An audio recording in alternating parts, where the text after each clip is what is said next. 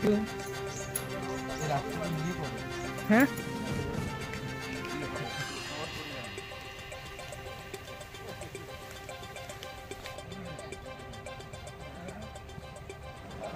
নিয়ে তদন্ত হচ্ছে।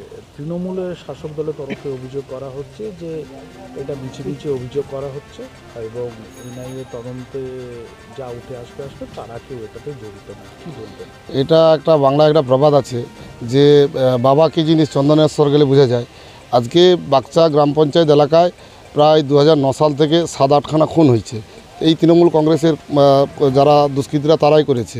এনআইএ তদন্ত এর আগে কোনোদিন আমরা দেখিও নি, শুনেছি কেবলমাত্র। বাগচা আজকে যে এনআইএ তদন্ত হচ্ছে বিজয়বাবুর কেসে, তাতে আমরা যে এনআইএ যেভাবে তদন্ত করছে এবং তাদের যা গতি, তারা একটা জিনিসকে যেভাবে বারবার প্রমাণ করার চেষ্টা করছে যে যাতে আমরা একদম স্বতঃস্ফূর্তভাবে একদম ক্লিয়ার যে যারা এই ঘটনার সঙ্গে যুক্ত, যারা ঘটনা ঘটেছে তারাও যেমন শাস্তি হবে এবং এর সঙ্গে যারা পেছন থেকে ইনভলভ, যারা এই খুন খারাপিতে মদত দেয়, তারা যেমন ধরুন অমিতাভ ভঞ্জ, শাহজাহান বা এই সমস্ত তৃণমূলের যারা বড় লিডার আছে তারাও শাস্তি পাবে।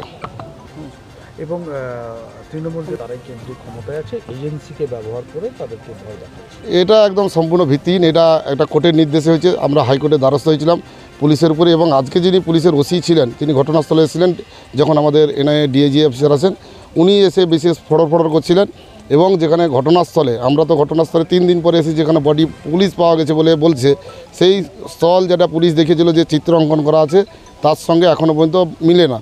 এবং যে অফিসার আজকে আমাদের বড়বাবু আজকে হয়েছেন, উনি তখন এসডিপিওর আন্ডারে এই কেসের ইনভেস্টিগেশন করছিলেন।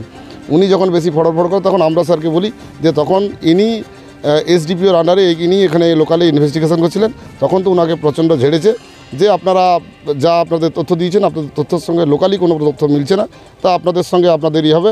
এবং ওনাকে যেটা আজকে নোটিশ করবেন বলে বললেন, আমরা শুনলাম যে এই ঘটনার সময় যে পুলিশ অফিসাররা এখানে ছিলেন তাতে তাদের নামের তালিকা আজকে সন্ধ্যের মধ্যে ওনাকে দিতে বলা হয়েছে।